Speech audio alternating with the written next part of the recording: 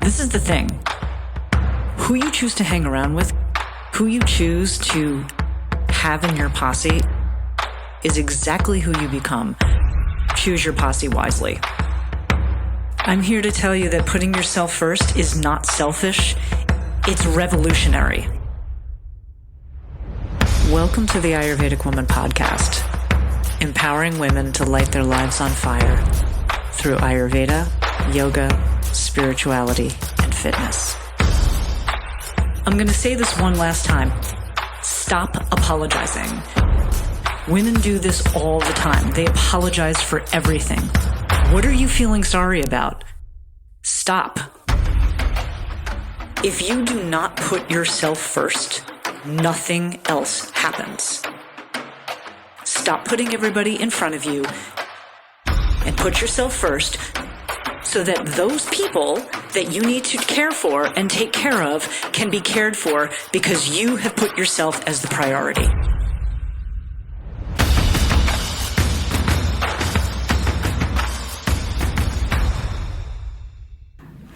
Jai Bhagwan, everybody, and welcome to the Ayurvedic Woman podcast. I'm your host, Dr. Satyavani, and I have an incredible crew of women with me today. Kind of my favorite gals in the world, quite honestly. I have my co-host now, Prajna Madhavi, and we have Dakshina Wood here, as well as Jnanavati Shastri. So the quiz at the end of this podcast is for you to be able to memorize all of their names and say them 5 times fast. So there we go. But today, these beautiful gals have graced me with their presence, wanting to ask questions about my new book that's coming out, From Pain to Power. And there's the shameless poster right there behind, which is coming out tomorrow on Amazon. So please do check it out. So I'm going to pass it over to whomever wants to start first. These gals wanted to ask questions about the book and wanted to also inform all of you about what it is that I have written and how we can, all of us collectively, share this with you. These gals here are my advanced Ayurvedic women who have been studying with me for close to 4 years now, and they are just incredible humans, and I want you to hear from them. So I'm going to pass it. Okay. All right, so I will start with the first question, and my question is, why now? So why write the book now rather than any other time? So, go. Well, that's a loaded question now.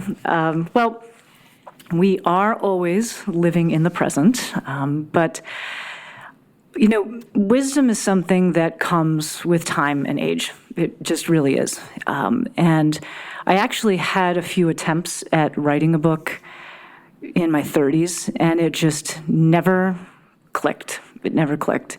And so when I look back on my life and also like all the work it is that I've done, that we've done collectively, I think of my karmic blueprint, and and thank you, Casey Scott, Jyotish astrologer extraordinaire. And I think you have to have experience in life in order to write a book like this. I heard somebody say on a podcast the other day that there's a difference between being an author and a writer. And an author is somebody who is somewhat detached. This was their definition, and I have to admit I kind of agree with it. An author is somewhat detached from what it is that they're writing. Like they might just give you, here are the 5 steps to whatever, et cetera, but don't have the wisdom of experience and integration that comes from actually becoming a writer. And, you know, as a writer, there's a very reflective process. And I think the reason why it's come now is because it's time.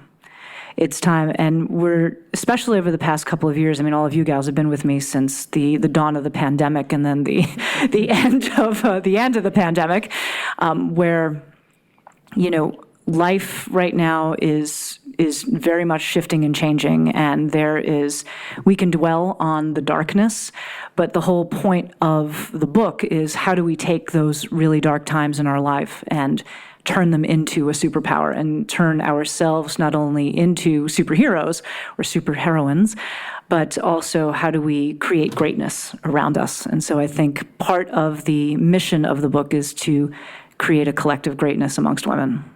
Is that helpful? Okay. Well, first of all, I want to start, Satyavani, it was a real honor and privilege to read your book. And it was really inspiring as someone who's been with you the last number of years under your tutelage, but to also just have that moment to sit and reflect through your life's journey. And so thank you very much for having me here and sharing these special moments, not only with me, but for all of your readers who decide to pick up the book. Thank you so much, Dakshina. Oh, I'm going to cry. So, my question, and you'll get nuggets of this throughout the book, but reading throughout your entire journey, I mean, from childhood through all of the struggles and triumphs that you came, what are your biggest takeaways that you can share with women as they move forward? Because your book was authentic and relatable, and I think those takeaways can help the rest of us as we continue through our journey as well. Wow, thank you. Great question. God, you guys really came loaded up today, all right? I'm going to cry, and then there's all these hard questions. I think the biggest takeaway is it doesn't matter how many times you get knocked down. It's whether or not, A, you get up, because that is a choice, but also how you get up. Are you going to take that situation, get up, dust yourself off, and say, I'm a victim? Or are you going to get up, dust yourself off, and say, fucking A, okay, I took the hit, and now I move forward? And what we become as a result of those experiences, and it's not just about like being triumphant, but rather, and how do we take those experiences, turn them into greatness, not just for ourselves, but also as a give back. Part of sharing those experiences is I don't expect anybody to have identical life experiences that I had. But as you said, and thank you for that they are relatable. Whether it is, a childhood trauma or in whatever form, or an adult situation that is really difficult, we can all relate to various different pockets of the story.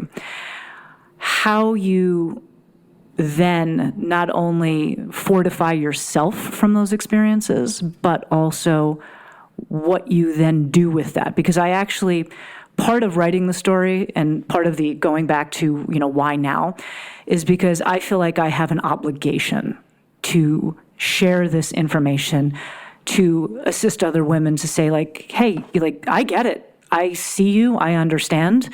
And, we might not have the same exact experiences, but we do have a commonality. And there's so much divisiveness right now in society. Like everybody's in a camp, and like, what camp are you in? And are you in the cool camp, or whatever that means?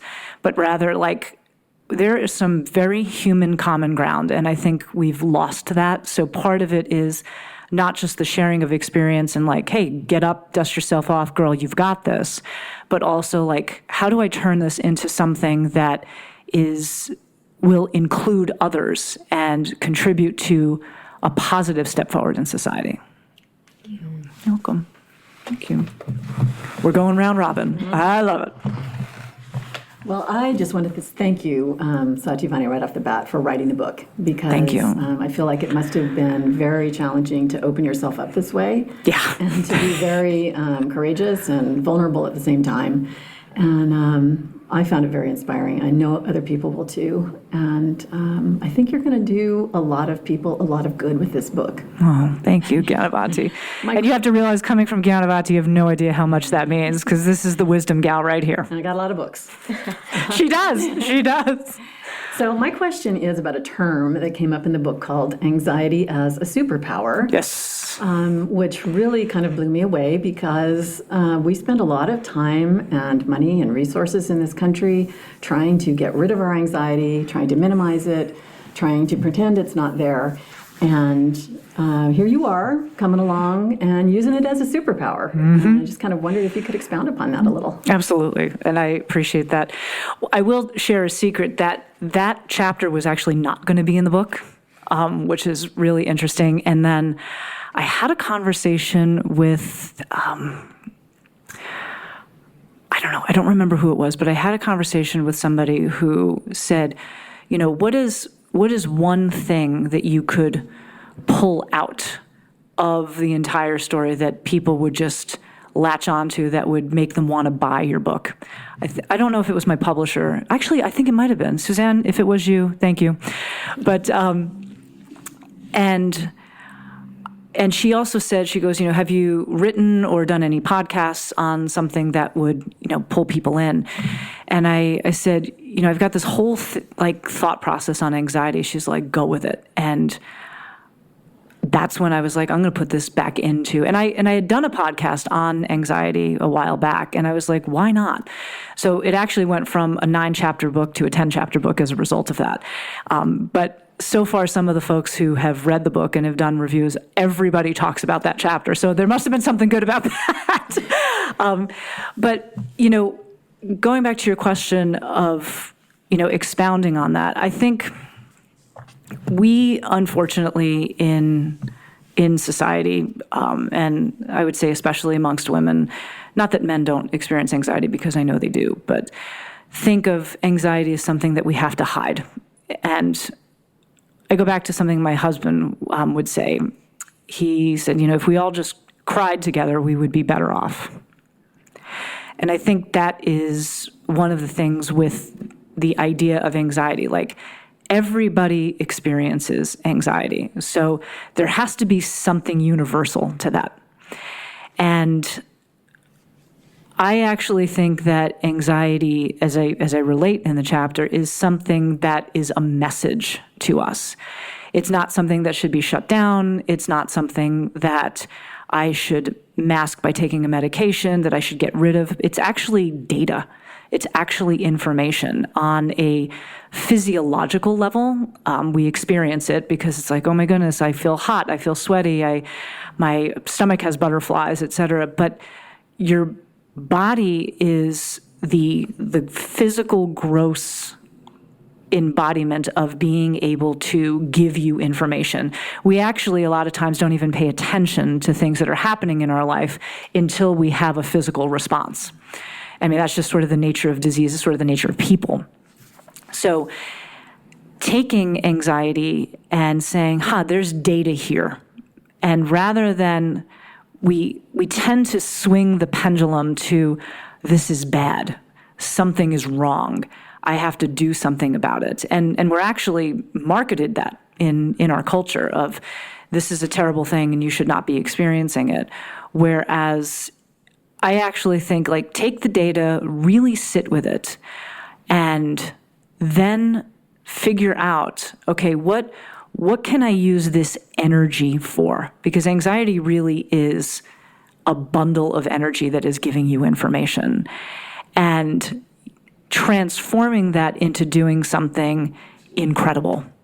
I often think of people who are in really difficult situations, like say you were falling off a cliff, not that happens on a regular basis, but say you were falling off a cliff, or you're in a building that's on fire, or you're in a car accident, et cetera.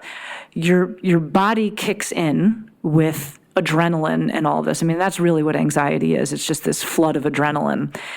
And you do amazing things as a result. You're going to get yourself out of the burning building. You're going to, assist somebody that might have been in the car accident, whatever the case may be. And so why don't we do that for ourselves? Why don't we take that very powerful data, that very powerful energy, and turn it into something that is like, wow, I'm blessed to be given this data. It's actually pushing you you're on the precipice of a major change. When we push it away and we mask it, we are pushing away very valuable data. Is that helpful? That's extremely helpful, and it's such a unique idea, so I loved reading about it. And Thank you. for that. Thank you. I appreciate that. she's next. Okay, so the next question that I had was the Shakti steps. So, loved those. And we have, through the AWP and all of everything that we have gone through, those looked familiar to me as I was reading through them, a lot of the things that we have dealt with and gone through and how to deal with those issues. Really made that connection through the Shakti steps. But I was wondering, could you give a little bit more history about where the Shakti steps come from, and then some implementation in your life, maybe one or two of the Shakti steps, and how you perform them and how you deal with them. So, how do we do Shakti? Yeah. Excellent question. Thank you very much. So the Shakti steps are my interpretation of what we talk about in both Ayurveda and in yoga, known as the koshas. So the koshas are these 5 layers of the self. And when we understand ourselves as a multidimensional self, then things actually become a little bit easier. We are a physical body, but we're not just a physical body. We are also an energetic body. There is what is known as prana, or life force, that is moving through us. We are a mental, emotional body, and yet we are also not our thoughts, which is a really important thing to start to understand. A lot of people think like, oh my goodness, I thought this horrible thing, and therefore it makes me a terrible person. And it's like, no, actually, that's just a thought that's floating through your mind, and that is not who it is that you are. And I think there's some relief in that. Then we have our conscious self. How are we cultivating and growing our consciousness? And consciousness is way more than awareness. It's really about the connection that we have with our soul, our soulful self. And then finally, we have the blissful self, or our spiritual self. And in many ways, a lot of people think that the spiritual self is this transcendence, but I actually think it's a call to action. It is, how do we activate all of the levels of ourself in life? And on the spiritual level is where the idea of dharma comes in. It is how do we take what it is that our purpose is in life and activate that in the world. We have the Shakti steps. The reason why they start from the physical and go to the spiritual is because, and all of them do wind up intertwining. It's not necessarily, I do physical, and then I move on to energetic, and then I move on to mental, emotional. All of them are happening all the time. The beauty about, say, the physical self is that it's very tangible. It's like, I can eat good food. I can move my body. I can drink a gallon of water a day, which of course I highly recommend. I can do these things on the physical level. I can determine what kind of substances I want to put on my body, whether it's, natural oils or something different. So I always tell people, start with the physical body, because when you start with the physical body, you're creating a temple for the soulful self. Eventually, as we work through the physical body, we also realize how we are expending our energy. What is our energetic self? Not just how the energy moves through our body by doing physical practices, but also what is the company that I keep? What energy do I want in my life? Are these people good for my growth, or are they not good for my growth? What are the type of books that I read? Is this good for my mind, or is it causing restlessness? What kind of media do I take in? Is it uplifting? Is it too much? Is it not enough? Or is it completely negative? And that comes in all forms, whether it's social media or television. What I appreciate about Dakshina is that she's like, I don't even have a television. I think I live in a cave, which, keep living in the cave, girl. Keep living in the cave. I love it. And then eventually that opens ourselves up to our mental, emotional state. It's the energy and the company it is that I'm keeping, and do I have an energetic force field up or do I not? that energetic company and the energy that we take in through all of these vehicles will either cause ease or dis-ease in my mental emotional state. And it also allows us to be very conscious of not just our daily mental emotional state, but also how we recover in our mental emotional states. A lot of times, I'll take myself as an example. 10 years ago, something difficult would happen, and I'd get all trapped up in my head, and it would take me weeks to rebound from those things.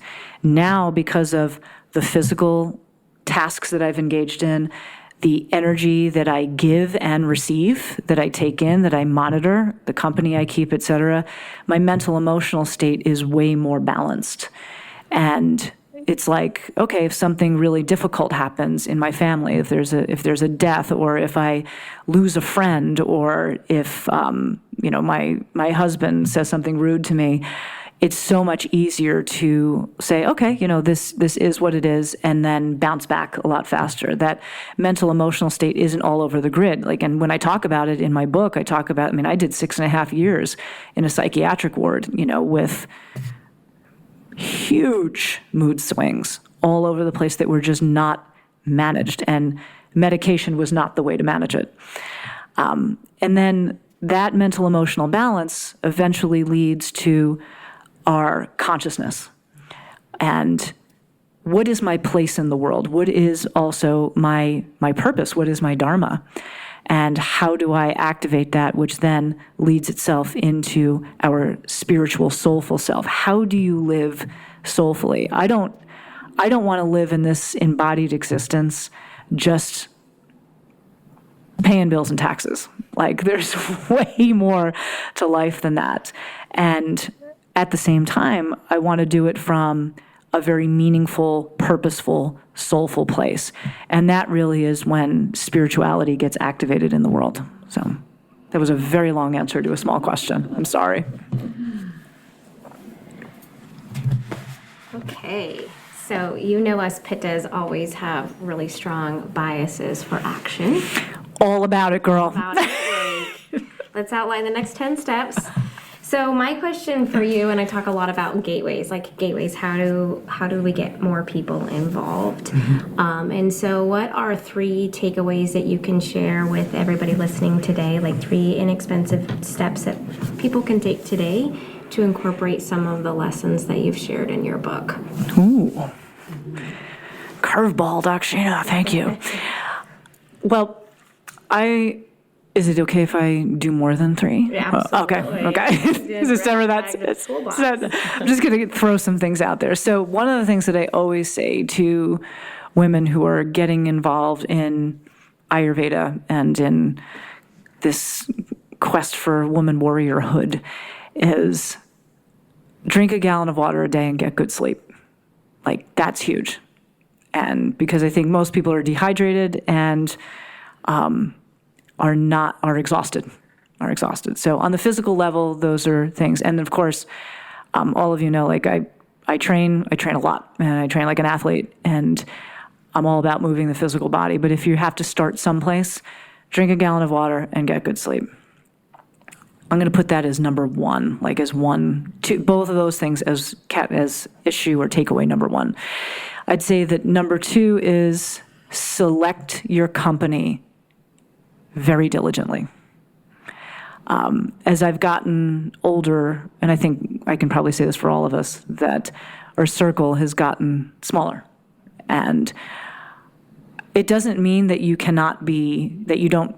not friendly or joyful with a lot of people. It's just, who is your posse? And that's one of the things that I constantly reinforce. I've reinforced it with AWP. I reinforce it with the Ayurveda 108. And with this book, I even do it at the end, with the Shakti steps. You can't do this alone. You just can't.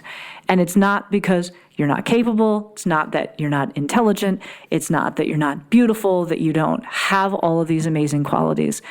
You cannot do these things alone. And so the biggest thing is choose your posse and choose your posse wisely. So I would say those two things are top of the list. And the other thing is, even when you don't want to do things, you got to do them. And I know that sounds like, that's so mean. Yeah, maybe it is. Maybe people think that, but it's actually not intended that way. It was like yesterday, Prajna and I and our friend Holly, we went to the gym yesterday, and I literally walked in, I'm like, I'm phoning this one in. Because it was like, I am friggin' exhausted. There's been a lot going on. And, but you show up. You show up. So you got to show up for your life. Drink that gallon of water and get good sleep. Choose your posse wisely. And you got to show up. I think a lot of people right now in our culture, and a lot of women, are in the space of hiding, that they don't want to show up because, I can't, I don't want to be held accountable. And not because they necessarily don't feel that they can be accountable, but because they have what I call the disease of doubt. They think that they're not good enough. They can't complete it. I haven't been able to do this in the past, et cetera, et cetera. You can make a decision to change that right now. And you gotta show up. Even when things are really difficult, actually, especially when things are difficult, you gotta show up. Absolutely. We'll take one step and then one more. Thank you. Absolutely. 1 inch a day, I always say. And then at the end of the year, you got 365 inches. So hit me, Jnanavati. Okay, well, I was reading this week a little bit about Tina Turner, who sadly passed recently. And, goddess. Yeah. A goddess. And anyway, the interview had to do with what 12 things did she do as her daily practice, as her Acharya, that helped her through all this massive struggles and the huge career that she had. And the number one on the list was spiritual practice, have a spiritual practice. And so it got me to thinking about me and how if someone had told me many years ago to have a spiritual practice, I wouldn't really have known what that meant, or I would have thought, well, that's really not for me, because I thought it was kind of wrapped up in religion. But I was wondering if you could give us an idea of what you consider a spiritual practice, and how for people that, they're doing yoga and they're reading books and drinking their water, but they're kind of, stepping back from having a spiritual practice. How can we help them? Wow. Great question. For me, spiritual practice is a constant examination and re-examination of the self. It is, as we talk about in the Ayurvedic Women program, answering those questions: who am I? What is my dharma or my purpose? And how do I transcend labels and activate that purpose in life? And I think those three guiding questions, which of course are not invented by me at all, they're universal questions that have existed throughout all philosophies, religions, and spiritual traditions in the world. And I think those core questions go back to what does it mean to be human, but also to be a spiritual human. And I think that self-examination, as Swami Kripalu would say in our lineage, in our tradition, Babaji would say that self-examination without judgment is the key to spiritual practice. And I read that article that you sent about Tina Turner, and if we could all just have those legs, right? Some serious legs on that woman. And Tina, thank you. Jai Bhagwan, sister. That everything it was that she did in that particular article and that example is also, I think, all the things it is that we do in the AWP, which is this constant self-examination of ourself. Because spirituality is something that we do for ourselves. It is not something that is done to us. And so even going back to Dakshina's question about, what is some of the takeaways, you got to show up, and you have to show up for yourself. And so spirituality is showing up for yourself and putting yourself as the priority. And for women, I think that, especially for women, that can be really difficult with putting ourselves first, because the reality is, let's call it what it is. We're not trained that way. It is you do for everybody else, and then you're at the end of the list. And that's why, in our circle, and part of what I wanted to put forth in the book as a spiritual message is you got to put yourself first. And putting yourself first is not a selfish act at all. It's actually a very spiritual act, because when I improve myself, when you improve yourself, then our Shaktis, our energy connects, and that creates an energetic vibration. And then that gets passed to Dakshina, and then that gets passed from Dakshina to Prajna. And then before you know it, you have this circle. And so that's why, again, know your posse, choose your posse, get in the circle, be in the posse, be accountable. That's all part of the spiritual practice. And so, yes, there are external things that we do, meditate, drink the water, do the pranayama practices, exercise your body, eat good food, don't take drugs, whether pharmaceutical, prescription drugs, or external drugs, etc.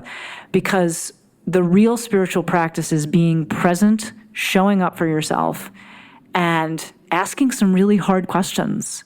In one of the chapters in my book, I labeled it fraud. I was a fucking fraud for a little while there. And it was no, you can't do this. And I think that there's a lot of fraudulent spirituality out there. I think there is a lot of posing where it's do as I say, not as I do. And a lot of it is look at whomever it is that is, quote unquote, teaching you spirituality. How are they living their life? And one of the things that you touched upon earlier, Jnanavati, in the beginning, was the courage to be raw and vulnerable in writing a book like this. It's here it is, this is my story. And part of the spiritual practice is being raw and vulnerable, showing up for yourself, and also doing it with non-judgment.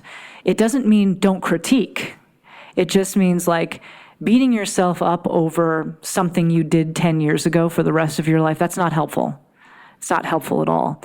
And it's not getting you closer to understanding who it is that you truly are. I would say that the other part of spiritual practice is really stepping into who it is that you authentically are, and not who other people want you to be, who other people expect you to be, or who other people think you are based on when you were 10 years old. Or, we talk about this a lot with parents. Parents have a snapshot of who their children were when they were being raised, and then it's well, actually 20 years has gone by. And I am actually a different person at, almost 49 years old than I was when I was 29 years old, kind of thing. And that requires a lot of rigor. That requires a lot of self-examination. And that's why that question of who am I, and that in of itself can take years. And it's actually an ongoing question. I ask that question all the time. And then what is my purpose dovetails into that. And then the third courageous step, to use your words, is how do I activate that purpose and really put it out there in the world? Because that's the point in this entire existence. Our point is to go back to who it is that we truly are. And that can be really difficult. And I hope that answered your question. Absolutely. Okay. Yeah. Thank you. Do you have one more? I can. Do you want to ask me the question? Yeah. Okay. Go sure, ahead. I can ask me the question. Sure. What about inspiration? Ooh. So, I think that in this journey that you relate to us in the book, there are a lot of different parts and pieces and phases to it. And there must have been inspirational moments or places or people that you experienced that helped kind of nudge you, onto the correct path. And I was wondering if you could share some of that with us. Inspiration. I actually, I would say, a couple of different categories to that. I think that there are inspiring people. Absolutely one of the most inspiring people in my life is my mom. And I don't mean that to sound like, oh, well, of course you're going to say your mom. No, actually, yeah. Like, my mom, she is a tough bitch, and I use the word bitch, as you know, in a very positive way. Like, just very inspirational. And one of the things that my mom always encouraged in me was gender was never an issue. Like, I have an older brother, and gender was never an issue in my house. It was, you can do anything that your brother can do. And there was never these like overlay of societal norms that like, girls wear pink and boys wear blue. And this is, like, no, that was never a thing. So like right out of the gate, I was really blessed with an incredible mother, and my father too. I mean, my father absolutely encouraged me to be, but from a woman-to-woman perspective, I would say that.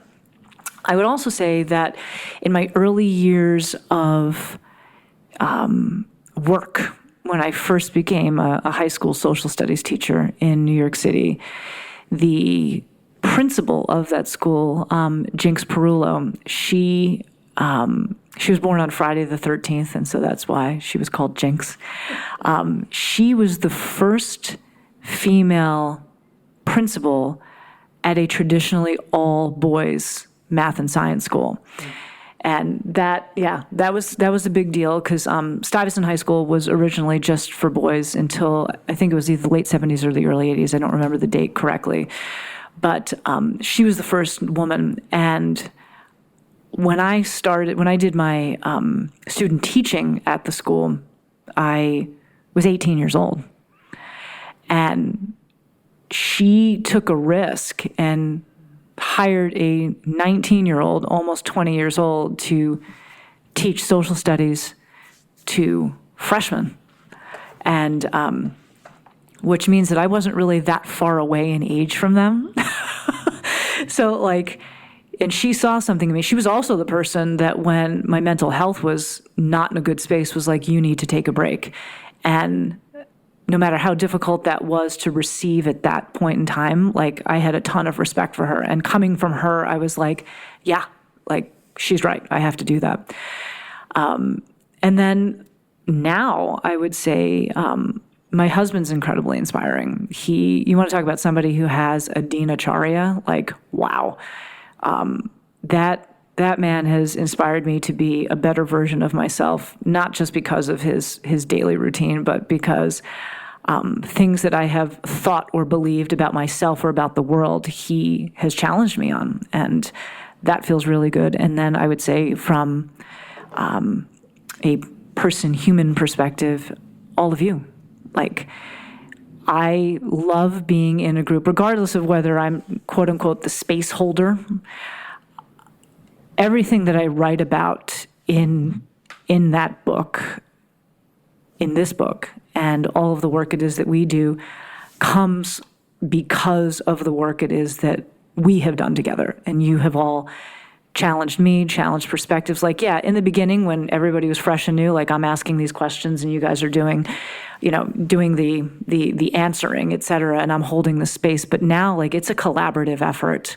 Like, what we do together is incredibly inspiring. I mean, just having Prajna co-teach AWP with me, having both of you, Dakshina and Jnanavati, step in and teach different components of AWP, being mentors for the other gals who are coming up, holding the space in that circle, like that's the stuff that greatness is made of. And so those are things that are really inspiring. And then I would say outside of people, just the experiences themselves. It's like, there was a point in time where I never spoke about like my mental illness or having gone through 2.5 years of electroconvulsive therapy or anything like that. But now I look back on that and I'm like, I am a fucking badass.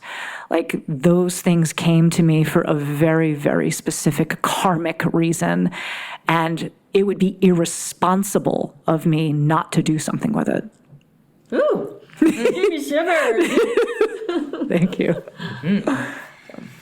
I've got a quick question for you, Satyavani. Sure. You have a certain magic to your presence Aw. when you speak and just being So do you, boo. in your connection. And so how can you share with the folks that are listening to this podcast of ways to get in touch with you or have the same experiences that we've all been blessed to, whether it be through AWP or Ayurveda 108 or where to grab your book or any of that. How can people stay connected to you and get some of that Shakti download that we've talked about today? Aw, you're so sweet. Thank you so much for helping with the marketing campaign, Dakshina. Okay, that was my last question. Where can people find? Okay, so people can find me on Instagram at Satyavani Gayatri. Actually, if you go to the website, I actually have a new URL. It's called thewomanwarrioracademy.com, and that will take you to my website. You can take a look there. You can listen to the podcast, which is what we're recording now, which is on Spotify. Also, this podcast is being videoed, and so it will be on YouTube. The YouTube channel is Satyavani Rising, like the sun. You can email at support@satyavanirising.com. Have a Facebook page, Satyavani Gayatri. So, yeah, that's it. And the book will be available on Amazon tomorrow.